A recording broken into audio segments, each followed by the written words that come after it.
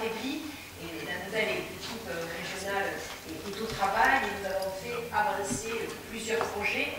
Aujourd'hui, l'objet de ma présentation, c'est de parler du plan Marshall, c'est-à-dire le plan de soutien aux bâtiments et aux travaux publics. Ce plan, nous l'avons élaboré en concertation avec, bien sûr, l'ensemble des acteurs, en consultation auprès des représentants de la profession, des chambres consulaires, des fédérations, mais également du secteur bancaire régional.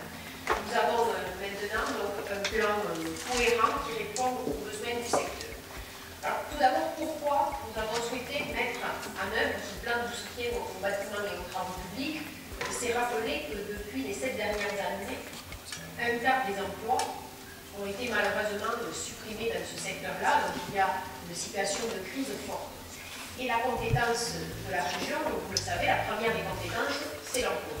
Donc nous devons agir pour créer de l'emploi, tout particulièrement dans les secteurs qui souffrent le plus, et des emplois non délocalisables sur tous les territoires. C'est un point quand même qui est essentiel.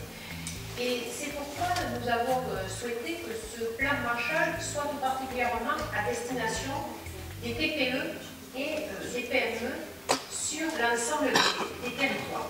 J'ai pu lire dans la presse certains commentaires sur le plan Marshall indiquant qu'il n'y allait rien avoir sur certains territoires. Je pense qu'ils n'avaient pas pris connaissance de ce qu'était ce dispositif que nous mettons en œuvre. Donc, ce plan de soutien aux bâtiments et aux travaux publics, il a 2 axes. Tout d'abord, bien entendu, de l'engagement financier, mais pas uniquement. C'est également une nouvelle commande publique régionale. Et tout cela, comme objectif, c'est bien entendu également d'équiper notre région, que ce soit en matière d'établissement d'enseignement, que ce soit dans les investissements routiers ou ferroviaires, mais que ce soit également dans tout ce qui relève de la transition énergétique.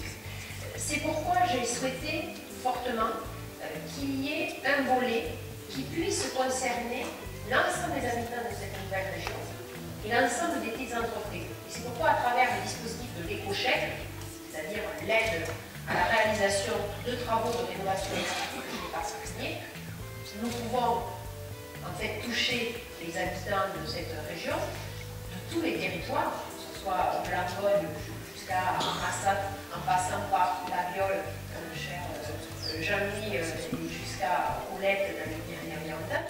J'ai indiqué au service que je tenais qu'il y ait des avis de pré-information semestrielle pour faire prendre connaissance aux entreprises des projets de marché et leur donner le temps, par exemple, de travailler ou de faire aussi des groupements, ce qui permet aux petites entreprises de répondre à des marchés. En même temps, je demandais à mes services de réaliser bien sûr l'allotissement, c'est-à-dire que nos marchés, dans tous les domaines, doivent être sous forme de petits lots pour permettre aux TPE et aux PME de pouvoir y répondre. Ça sera une nouvelle commande publique régionale sur l'ensemble des secteurs, bien sûr, le secteur de la et des travaux publics. Et je pense par exemple à la restauration collective, où nous allons favoriser des petits lots pour permettre à nos agriculteurs de pouvoir répondre avec des produits locaux qui seront consommés aussi bien dans les lycées que dans les instituts de formation pour les apprentis. Et puis également avoir une attention particulière sur l'aspect financier avec des avances sans garantie financière que nous allons monter de 20 à 30% pour les marchés inférieurs à 1 million d'euros et nous sommes en train de réfléchir aussi à la garantie financière. Mais dans les marchés publics, nous devons donner aussi un signal fort par rapport à la sous-traitance. Nous encadrerons fortement ces sous-traitances qui parfois sont en cascade, parfois peuvent être source de réalisation plus ou moins correcte de bâtiments ou de travaux. Et puis également, dans la nouvelle commande publique régionale, il y aura aussi une attention particulièrement pour le travail détaché.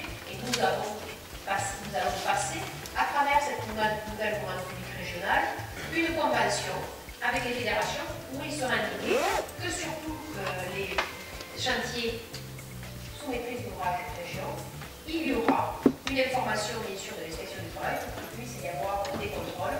Ainsi, les entreprises titulaires de ces marchés seront bien informées que le travail détaché devra être réalisé conformément à la réglementation française.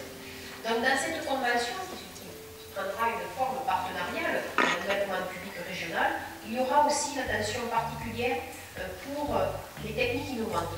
Nous devons, nous, en tant que région, donner aussi la chance des techniques innovantes pour avoir en fait une visibilité plus forte à ces techniques-là, qui sont bien sûr stabilisées, parce qu'il n'est pas question de prendre des risques inconsidérés, mais nous avons aussi cette volonté-là de démontrer que nous sommes à la pointe, nous devons être aussi une vitrine de l'innovation qui est très forte dans la région de la Midi-Pyrénées. Et puis également, favoriser des filières, je pense bien sûr à la filière bois, mais à la filière pierre également, dans le domaine de la construction. Une convention donc sur la nouvelle commande publique qui sera un premier acte avec l'ensemble de la filière, parce qu'après je souhaiterais, d'ici la fin de l'année, bâtir un contrat de filière pour le secteur du bâtiment des travaux publics qui prenne en compte tout ce qui concerne bien sûr le dispositif de recherche, innovation, de formation. Dans les 500 000, dans lequel la région va prendre toute sa part. Et puis, également, une convention avec le secteur bancaire. Parce que nous devons mettre dans cette dynamique le secteur bancaire.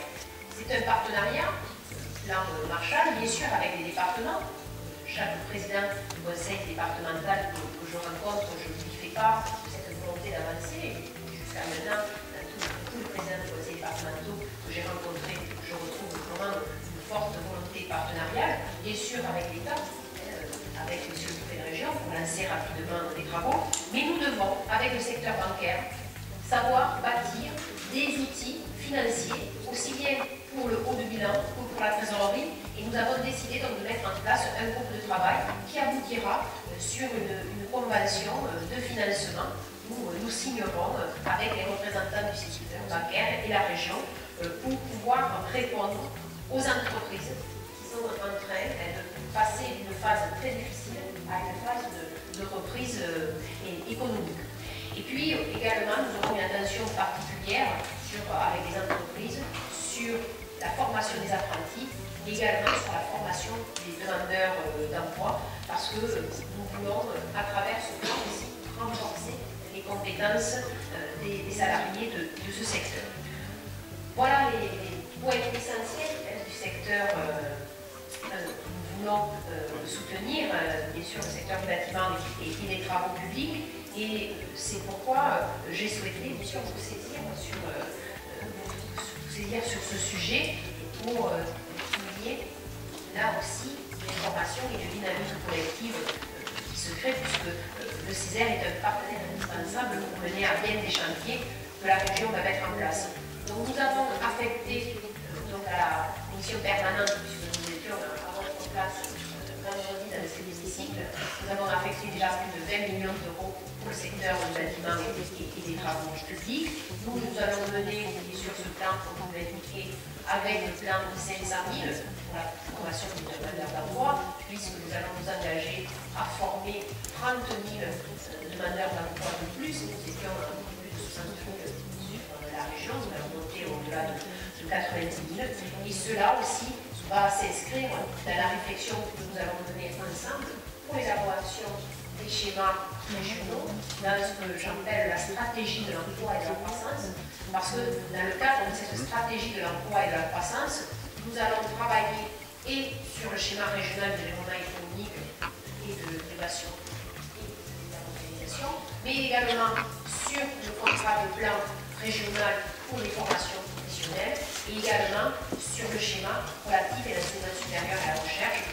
Nous devons avancer sur ces trois schémas, sachant qu'il y aura deux thématiques qui seront traitées de façon particulière, tout ce qui concerne l'agriculture, bien sûr, et tout ce qui concerne également les formations sanitaires et sociales, et ainsi, en ayant une menée de front de ces schémas, nous pourrons avoir une stratégie pour la croissance et pour l'emploi qui soit cohérente, parce que c'est bien cela ma préoccupation, c'est que les actions de la région, elles correspondent à une réalité du terrain, et ainsi, elles puissent être concrètes, elles puissent amener une réelle quelle amélioration. Et c'est pourquoi nous avons voulu qu'il y ait un PAC qui soit formé au service de l'emploi et qu'ainsi, à l'automne, nous ferons une conférence de la croissance et de l'emploi qui nous permettra de faire un point d'étape sur l'élaboration des schémas et surtout sur l'adaptation des réponses régionales aux besoins de nos entreprises, aux besoins de nos territoires, parce qu'en effet, nous devons être attentifs au niveau de la région, que nous soyons des partenaires actifs pour les métropoles, telles que Montpellier ou Toulouse, mais nous devons être aussi des partenaires très actifs pour les petites villes, pour les zones rurales et de montagne, parce que faire une région, c'est agir sur l'ensemble des territoires, et c'est que chaque habitant se sente concerné, pas uniquement sur les territoires urbains, où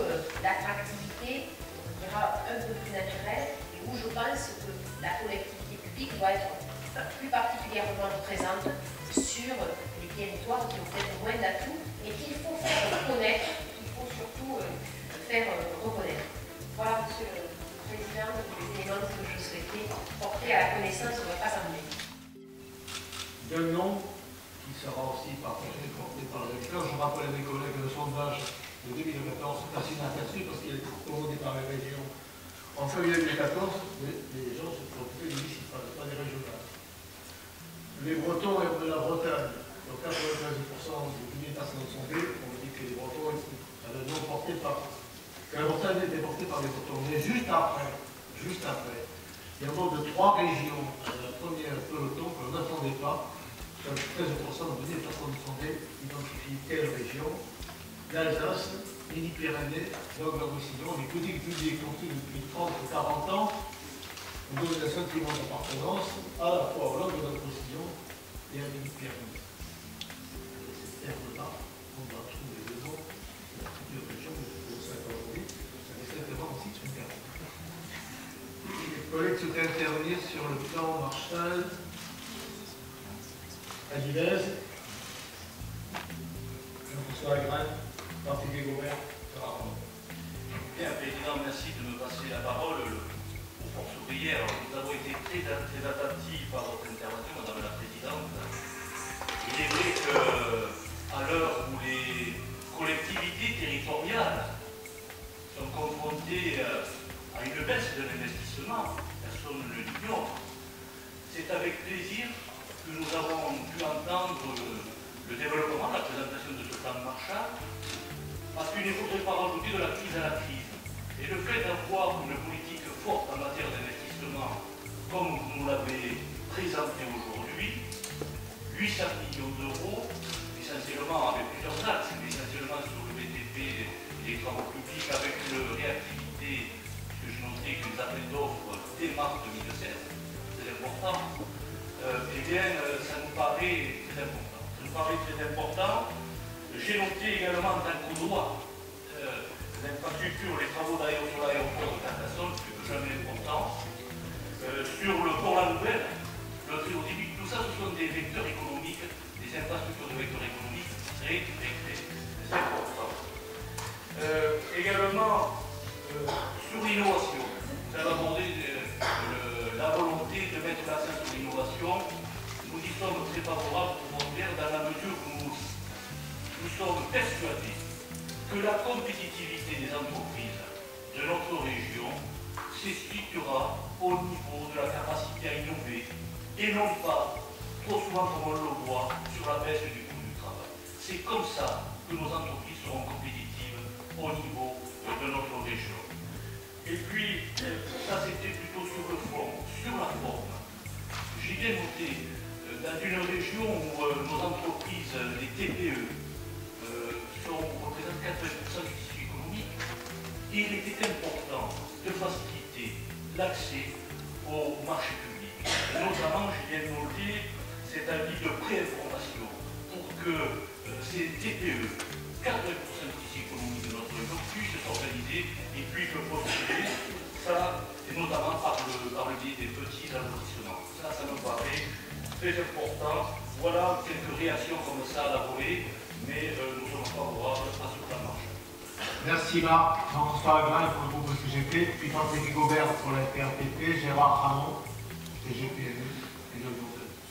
Madame la Présidente, je voudrais vous dire qu'il y a effectivement beaucoup à apprécier dans un plan de relance économique dans les temps que nous vivons, notamment avec le BTP, sachant que derrière le BTP il y a de l'emploi, mais il y a aussi une réponse aux besoins de la population de nos deux régions maintenant qui n'en font qu'une, à savoir l'utilisation des différentes grandes infrastructures de transport qui pourraient être incluses dans le plan Marshall. Il faut rappeler aussi que dans le cadre du dialogue social que vous comprendrez bien, les organisations syndicales et notamment la CGT se sont mis auprès de vos services d'une possible rencontre parce que nous avons nous aussi des propositions à faire dans le cadre de l'utilisation de l'argent public et de la réponse aux besoins. Très rapidement. Mon agenda ce week-end, c'est à l'option sur la première quinzaine d'avril. Je vous remercie pour la réponse. Concernant les infrastructures, là aussi une préoccupation que nous avons à cœur et que nous suivrons avec grand intérêt. Quand on investit, comme vous allez le faire en matière d'infrastructure de transport, on fait constamment des retards pris en la matière, que ce soit sur le ferroviaire comme sur le routier, voire sur d'autres modes de transport, comme dans une moindre mesure, mais aussi sur l'aérien et éventuellement le fluvial. Donc là, il y a effectivement beaucoup à faire, mais répondre en construisant des infrastructures de transport, c'est certes important, mais pas suffisant. Il faut avoir la préoccupation ensuite de savoir l'utilisation de ces dites infrastructures. Et finirai, mais vous connaissez le sujet très bien. On peut, je prends l'exemple de l'ex-région Midi-Pyrénées, investir, il fallait le faire, comme l'a fait le conseil régional, 800 millions d'euros dans les infrastructures ferroviaires, et malheureusement constater que la SNCF décide de fermer une partie de ce réseau, Montrouge-Bouchon, vous connaissez très bien.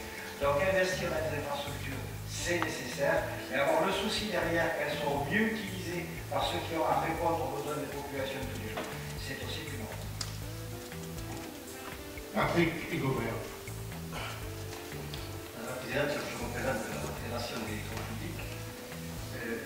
Donc, en effet, depuis 9 ans, nous traversons de grosses difficultés avec les transports publics, puisque aujourd'hui nous avons une activité qui a baissé de 30% en 6 ans. Nous avons atteint cette année le plus bas niveau d'activité depuis 30 ans, et que nous avons perdu plus de 2000 salariés à ces 5 ans, et l'année 2016 va être très difficile au bon nombre de TP.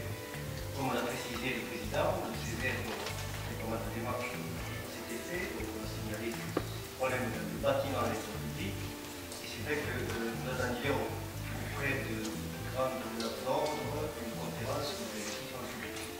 C'était en effet, les départements n'ont pas toujours été associés, n'ont pas été intégrés à cette démarche. Donc oui, c'est avec grande satisfaction qu'on peut entrevoir ce plan de démarchage qui pour nous n'est pas une question d'emploi, mais surtout une sauvegarde d'emploi. Aujourd'hui, nous sommes au seuil de vraiment des licenciements, mais donc c'est avant tout une sauvegarde d'emploi. C'est bien. Il faut savoir que nous avons affecté tranche publique depuis quelques temps après les élections municipales, après la parution de la loi NOTRe, après les baisses du budget de la FIT, la notation aussi des collectivités qui pèsent pour 2016 en ce qui nous concerne de l'ordre de 6% ou 9%. Donc aujourd'hui, c'est quand même quelque chose qui est intéressant. Alors, pour être positif, on parle du TP, mais je pense aussi, je vais parler au niveau de mes collègues du bâtiment. Je crois qu'il était important aussi de redynamiser des secteurs qui peinaient un peu à démarrer, comme la transition énergétique dans les bâtiments. Donc ça, je pense que c'est une flux, qu'ils soient prêts pour la formation. Je pense que c'est une bonne chose. Et ensuite, toute la filière qui s'ensuit, les sous-traitants, les sous-traitants, toutes les entreprises qui peuvent intervenir. Alors, ce que je voulais préciser dans un cadre général, il y a dans le volet Marshall 300 millions, je crois, de cofinancement. Financement avec d'autres acteurs, comme l'État, certainement, comme les départements. Et ce que je voulais préciser, c'est que à ce jour, on a notamment en matière de fonds publics rencontré des difficultés parce qu'il y ait des financements croisés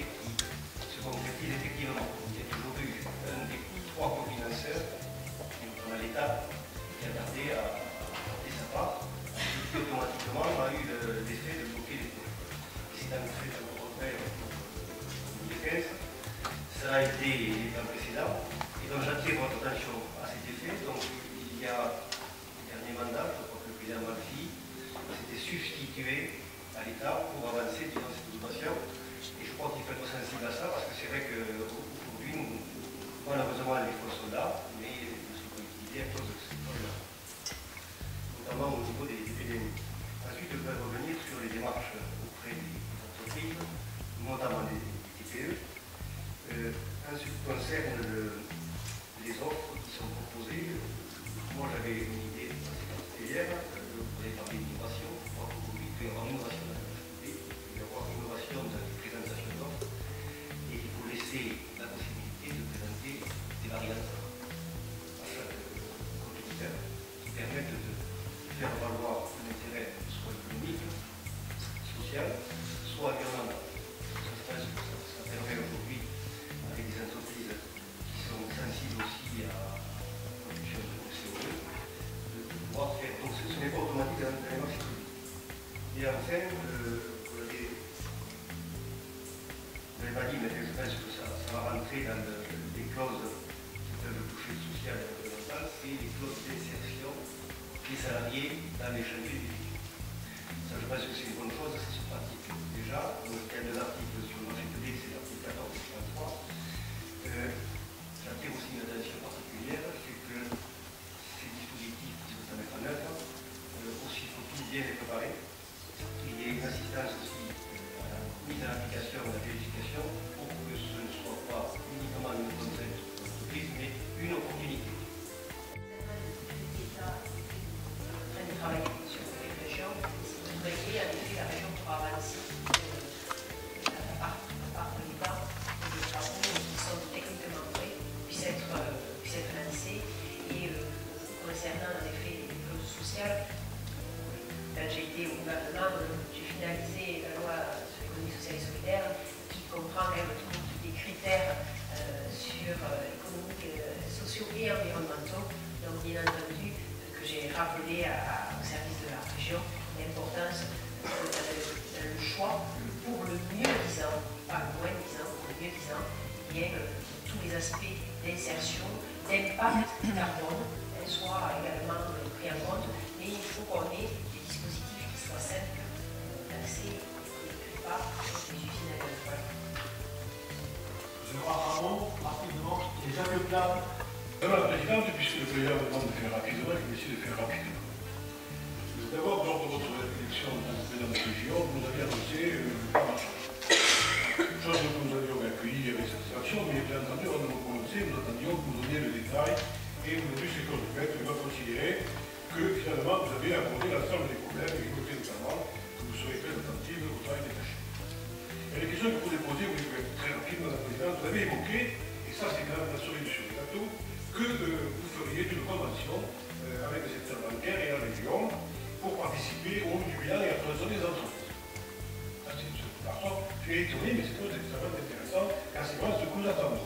Ma question est pour la suivante.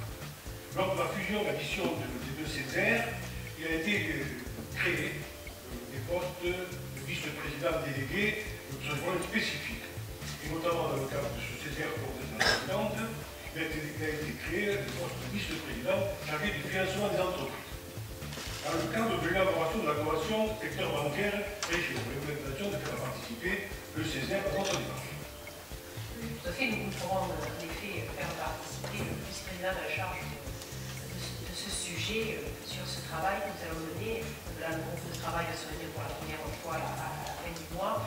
L'objectif, c'est que la convention soit finalisée en juin.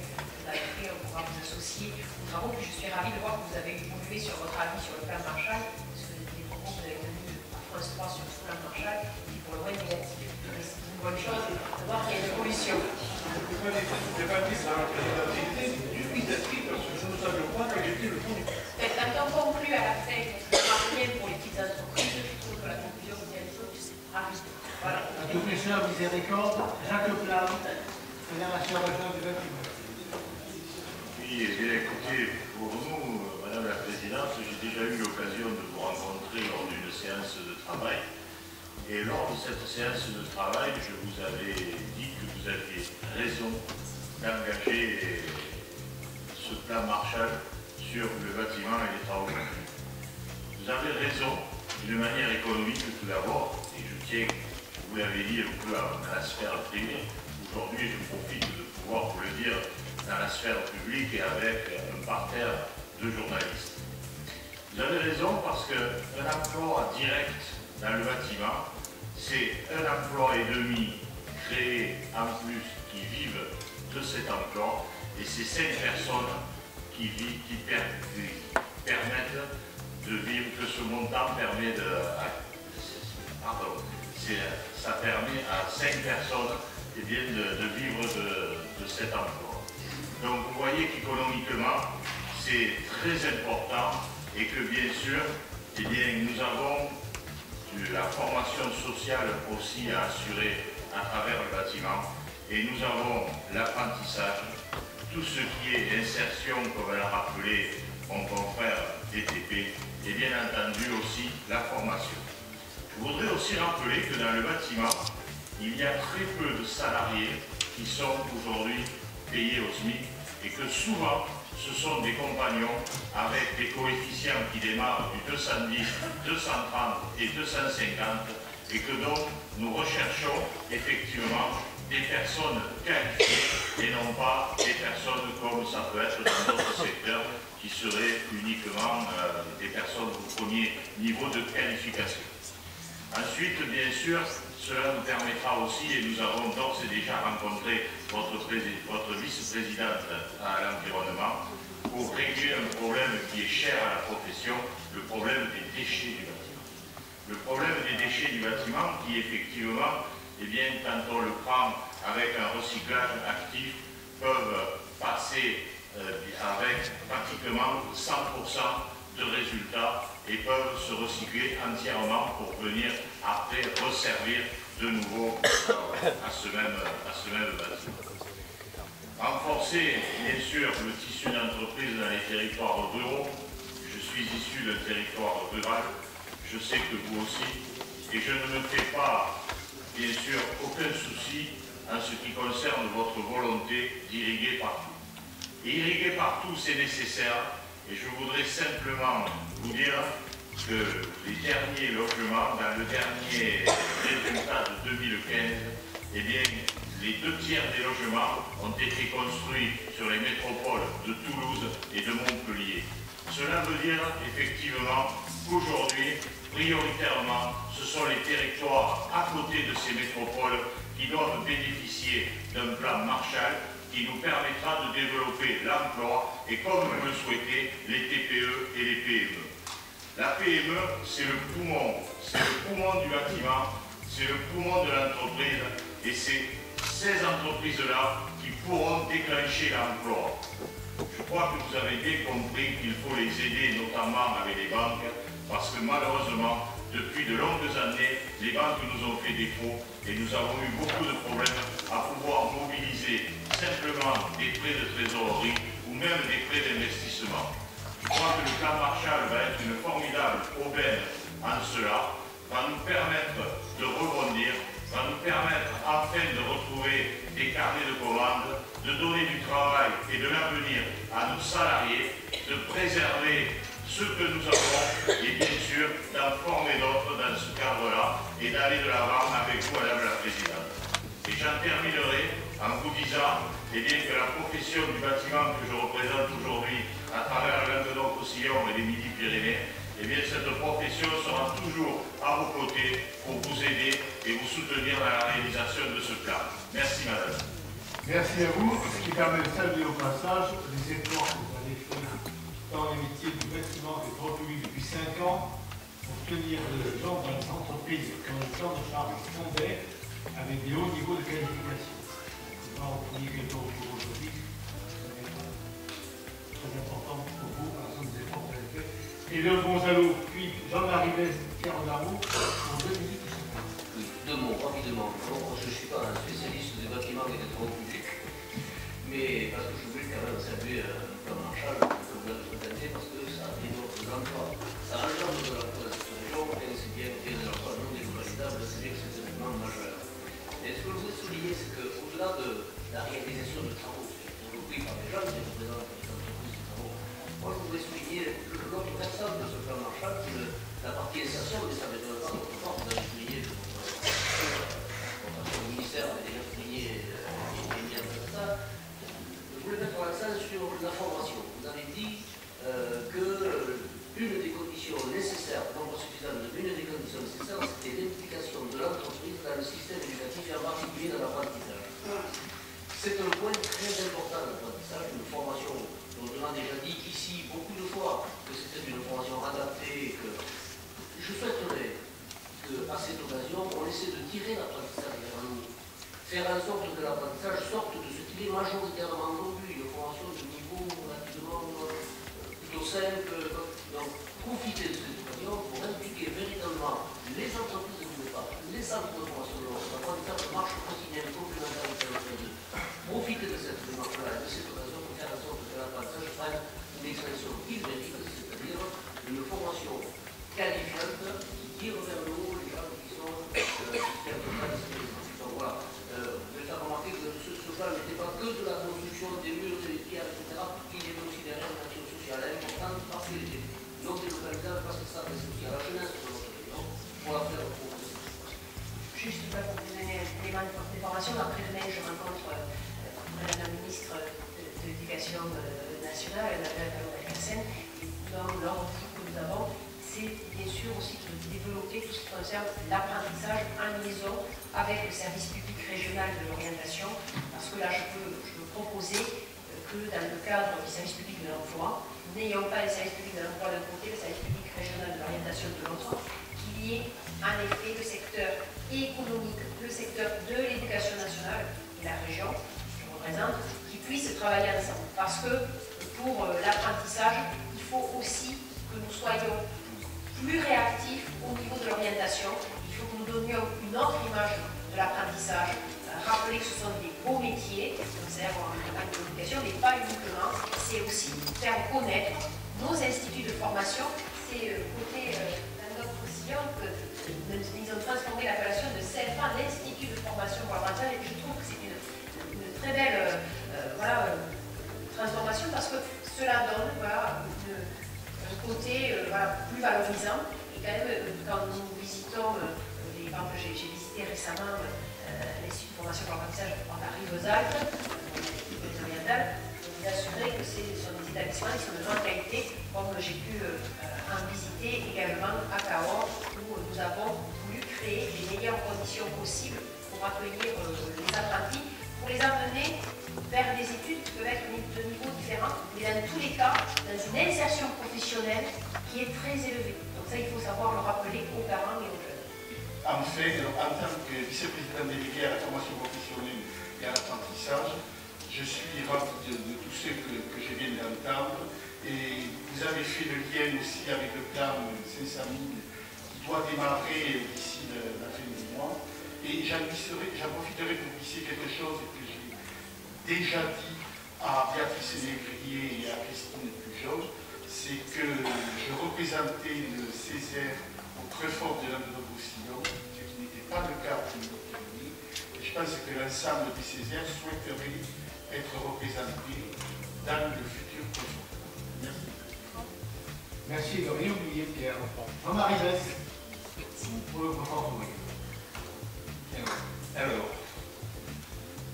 je ne suis évidemment pas opposé au plan que vous venez de présenter. Je ne vois pas d'ailleurs qui pourrait y être opposé.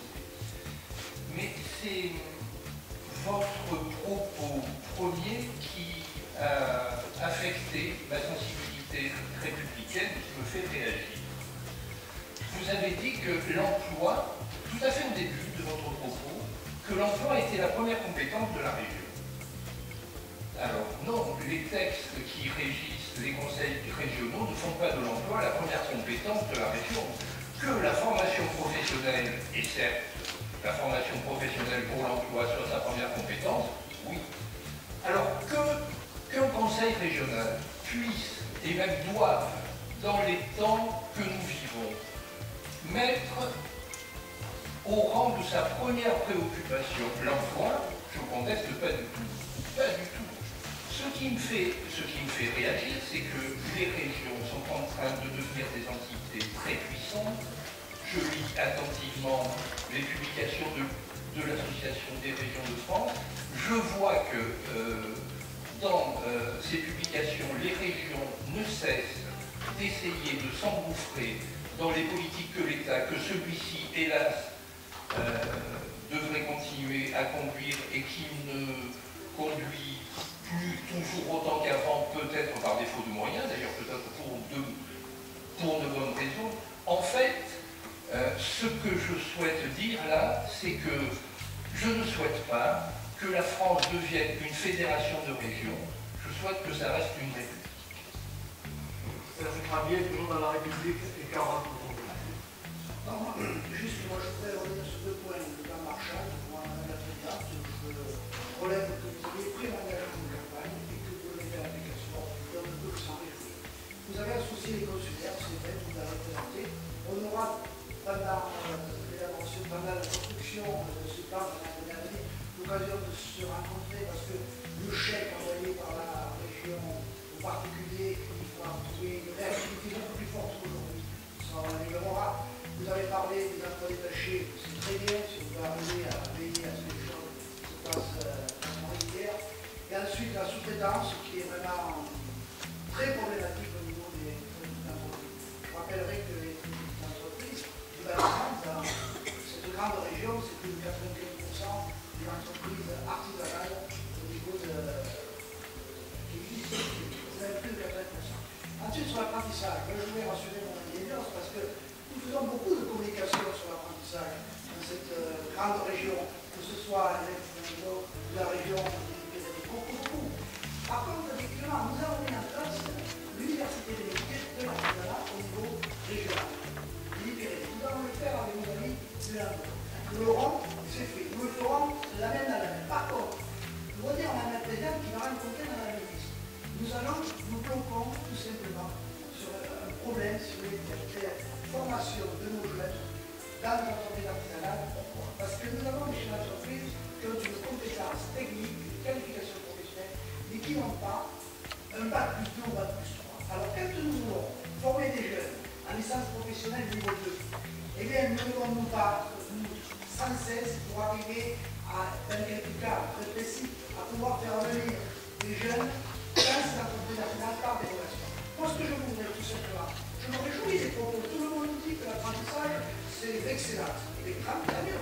Nous donnons les moyens et la loi de permettre à des entreprises de qualité, des entreprises qualifiées, mais qui n'ont pas des bac plus 2, de prendre des jeunes pour les former sur le métier et leur permettre de s'insérer, sachant que l'insertion, c'est 80% des jeunes dans les 6 mois qui sont dans l'entreprise. Voilà, Madame la Ministre, je sais que je peux compter sur vous. Je crois que ça, c'est une volonté politique. Tout simplement, les universités vont travailler avec les conservateurs. Ça se passe très bien. La présidente qui est ici nous aide, on a réussi à ce qu'il y ait une formation. Cette année, on a plus de 10 jeunes en licence professionnelle. Mais ce n'est pas suffisant. On va ouvrir d'autres niveaux supérieurs. Il faut, si vous voulez, qu'on ait des formations. Voilà, merci. Je maintiens que la première préoccupation de la compétence, c'est l'emploi, parce que nous avons une compétence en matière de développement économique, en matière de formation. C'est bien au service de l'emploi. Voilà, donc nous avons un rôle majeur à jouer, et dans le cadre de la loi NOTRe sur le service public de l'emploi, c'est toujours la région qui est vraiment maître d'œuvre. Alors après, je vais conclure un peu par le nom. Alors, je vous ai écrit, Monsieur le Président, vendredi soir, pour vous consulter. Donc nous avons voté en commission permanente la procédure d'élaboration du nom. Cette procédure, elle a été conçue par le bureau de l'Assemblée, sous la présidence de Gérard Modestin, et nous avons prévu plusieurs temps. C'est-à-dire, nous avons prévu tout d'abord un temps de concertation institutionnelle qui débute aujourd'hui. Nous avons écrit, nous allons consulter également les maires, les présidents de conseils départementaux pour connaître leurs idées sur le nom. Nous allons également réunir un comité de personnalités qui va nous faire des propositions, une petite dizaine de noms et avec également une procédure. Et lors de l'assemblée plénière du 15 avril, nous arrêterons une shortlist, on va dire,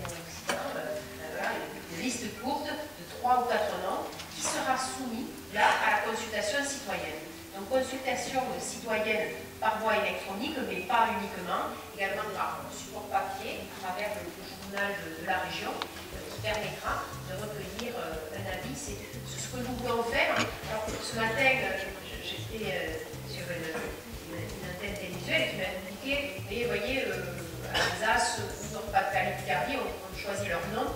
J'ai envie d'écouter, quand j'ai vu les noms sortir, je dis je préfère prendre du temps et avoir des gens qui correspondent un peu plus avec la réalité, parce que ce nom, à travers le nom, on doit savoir qui nous sommes et où nous sommes. C'était quand même un point assez important. J'ai été étonnée de voir le tweet de mon collègue Xavier Bertrand qui m'a dit que qui a indiqué que ce serait Hauts-de-France, donc O-A-U-T-S. Je trouve ça, ce nom, voilà, c'est assez étonnant de Nord-Pas-de-Calais Picardie par Hauts-de-France. Voilà. AUTS, bon. Bien sûr, HAUTS, mais voilà, je trouve ça. Voilà. Donc je préfère qu'il y ait un temps de concertation institutionnelle, un comité de personnalités qui fasse des propositions, l'assemblée plénière de la région qui choisit ce 3-4 noms qui seront soumis à une consultation citoyenne, et à travers bien sûr une consultation électronique, mais pas uniquement, parce qu'on pense aussi à toutes les personnes qui ne maîtrisent pas l'aspect réseaux sociaux ou Internet, et donc il y aura aussi une consultation papier pour qu'on puisse vraiment essayer de toucher un maximum de personnes, comme nous le citons un peu avec humour, y compris les Avenue de Paris, pourront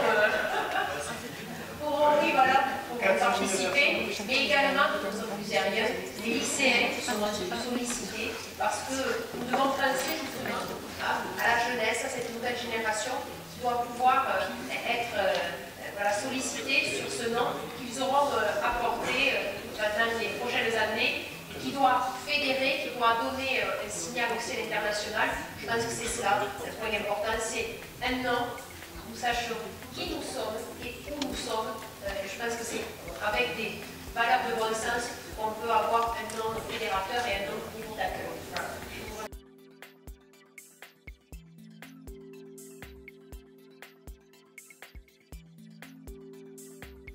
C'est la première prestation de la présidente devant le bureau du CES, elle est venue pour la première fois à Montpellier. Vous aurez noté, il y a un accord sur l'essentiel, nous sommes tous mobilisés, y compris mon assemblée, qui est important de 113 membres, représentant 90 organisations différentes, nous sommes mobilisés sur les mêmes enjeux. Réussir la nouvelle région, faire progresser la région sur la création d'emplois, de richesses, d'efforts de formation, d'attractivité, et donc pour compter sur une assemblée organisée, rassemblée, à ses côtés sur l'essentiel de ce qu'il faut faire pour la nouvelle région. Et comme le plan Marshall fait la une, je n'en dirais que du bien, parce que depuis 5 ans, nous réclamions Midi-Pyrénées un plan d'urgence pour les bâtiments et travaux publics. Donc, ce plan a été attendu, il est largement salué par l'Assemblée. Merci d'associer à la mise en œuvre, notamment sur deux aspects, le financement avec les banques. Nous avons les 2 comités régionaux des banques pour que ça serve à quelque chose, et sur l'immense chantier de l'orientation, de la formation et des qualifications, nous avons des marges de progression considérables. Merci d'y mettre à la fois tes convictions et les moyens financiers pour accompagner les convictions. Merci Jean-Louis. Je pense que la plupart étaient là vendredi donc, pour la présentation du plan de soutien aux bâtiments et travaux publics. Vous avez dû entendre aussi mon intervention il y a ça quelques minutes. Je vous propose de vous donner plutôt la parole pour que je puisse répondre à vos questions. Concernant le nom de la région, parce que on va chercher cette dynamique.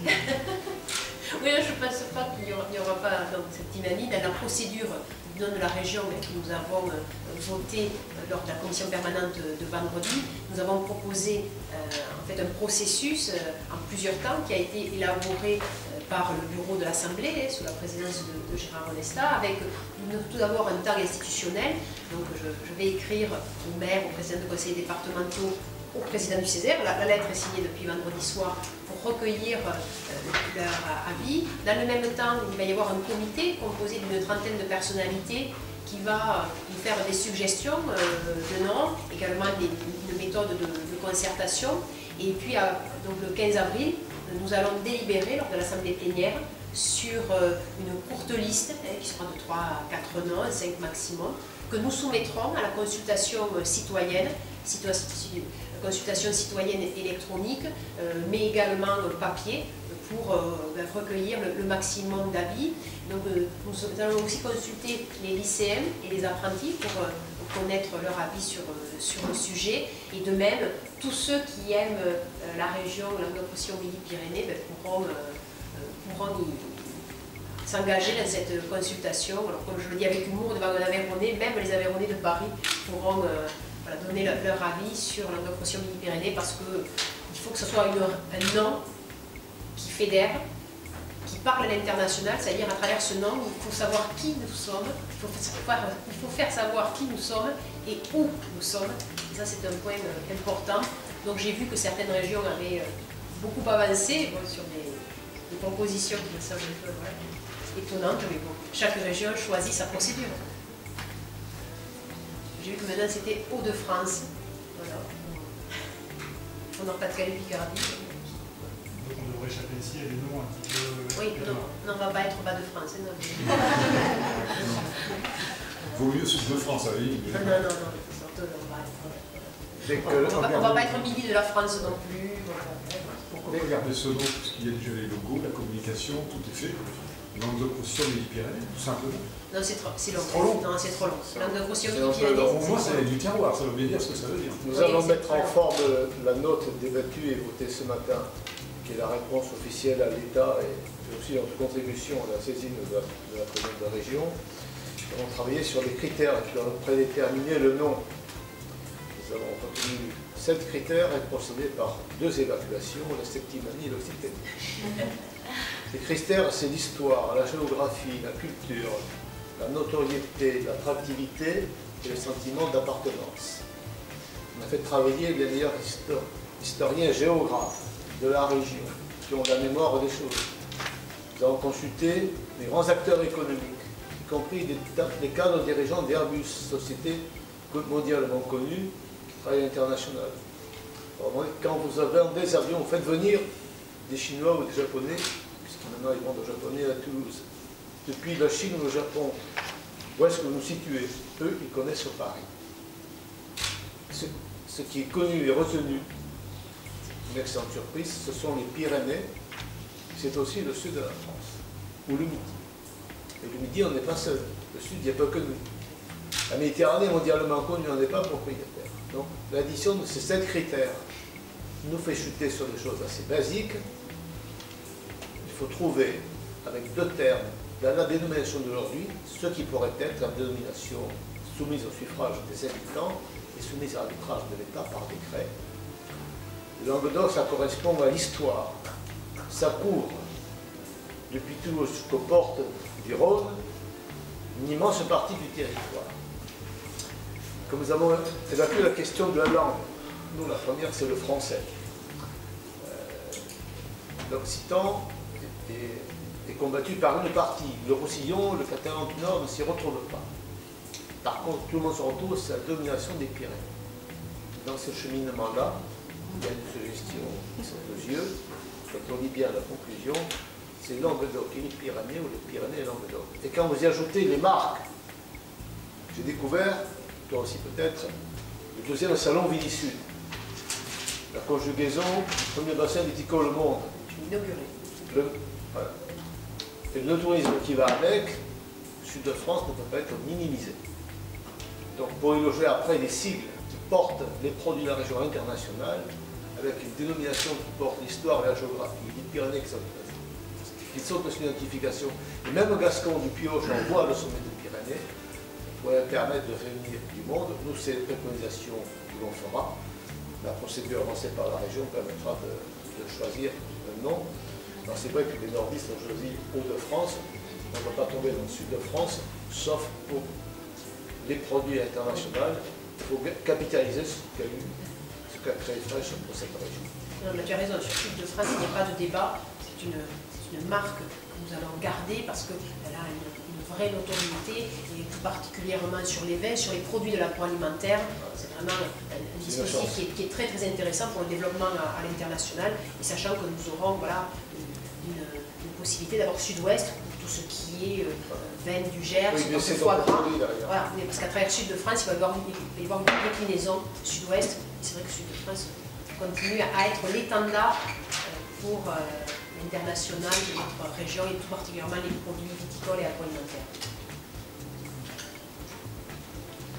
Vous avez parlé des initiatives dans le domaine de la sous-traitance. Vous pensez à quel genre de mesures? C'est-à-dire que nous souhaitons que le dispositif de la sous-traitance soit assez encadré, pour qu'il n'y ait pas ce qu'on appelle la sous-traitance en cascade, qui fait souvent qu'après les chantiers sont assez mal réalisés. Voilà. Donc c'est de ces deux mesures où les entreprises qui candidateront au marché public de la région s'engageront à une transparence sur la sous-traitance et également à une limitation. À un niveau? À un seul niveau? Non, pas à un seul niveau, mais, voilà, mais on va limiter les cascades. Et voilà. Vous l'avez peut-être précisé pendant la réunion, mais le Césaire aujourd'hui, après la réunion des deux régions, c'est combien de membres? 213. Gouvernance assurée par les vice-présidents délégués qui préparent les réunions du bureau. Le bureau sur 18 membres. L'assemblée plénière qui vote les avis. Prochaine assemblée plénière, 24 mai, l'Université de Montpellier, de pas d'ici. 213. Il y a des réunions partout, Montpellier, Toulouse, Carcassonne et Narbonne.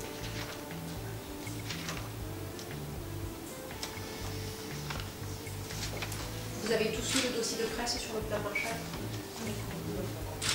Vous l'avez tous eu. Si on a vos adresses email, vous aurez dans la soirée la lettre qui part au préfet de région à Carole Delgarce. Vous l'avez pas eu? Les 4 feuillets sur les 7 critères. On va vous le faire. Qui c'est qui n'a pas eu le dossier de presse? Oui, voilà, d'accord. Très bien. Pas d'autres questions? C'est très bien. Merci beaucoup. Je vous remercie. Bonne journée. À bientôt.